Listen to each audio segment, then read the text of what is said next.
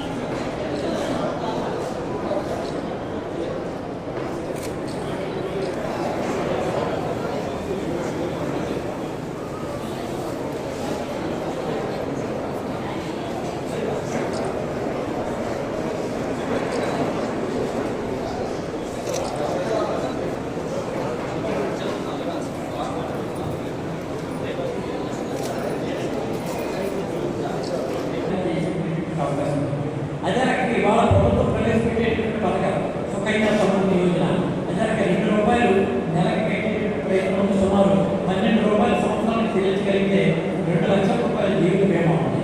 అది సామాన్య మరి ఇతర కుటుంబీకులు ఎంతో ఉపయోగిస్తుంది. రూ. 330 చెల్లించగలిగితే ఏ స్థితిలో మరణించినా రూ. 2,00,000 ఇచ్చే అవకాశం.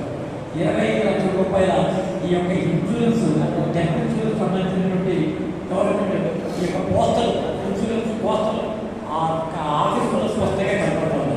మనం చేయగలిగేది ఏంటంటే అర్హులైనటువంటి వ్యక్తుల్ని అనుసంధానం చేస్తూ ప్రభుత్వం ఇచ్చినటువంటి పథకాలను వారికి అందించడం ద్వారా వారు తమ సొంత కాలంలో వాళ్ళకి ఇచ్చే నిలబడేటటువంటి శక్తి ఉంటుంది తప్ప మనం కేవలం చెప్పేటువంటి ప్రయత్నం లేదు.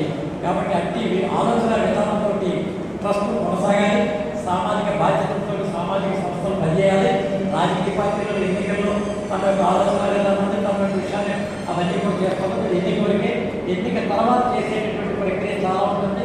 వీటన్నిటి కూడా దృష్టిలో పెట్టుకుని అంటే మహనీయులు రాజకీయ పార్టీలకు అత్యధికంగా సమాజంలో ఉన్నటువంటి రుగ్మతను తొలగిస్తూ సమాజ స్థాపన కోసం వారు చేసేటువంటి ప్రయత్నం, వివక్షత లేనటువంటి ఒక సమాజం ఏర్పడాలని వారి ఆశయాలన్నింటినీ కూడా మనం అమలు చేసేటటువంటి ఒక దీక్షతో ప్రజలతో మనమంతా కూడా ఈరోజు ఒక ఆలోచన చేయాలని చెప్పి మనందరం కూడా అభ్యర్థిస్తూ ఈ యొక్క మౌనమైనటువంటి కార్యక్రమాలు మీ అందరినీ దర్శించి మీతో 4 విషయాలు మాట్లాడుతున్నటువంటి అవకాశం కల్పించినటువంటి కోటేశ్వర గారికి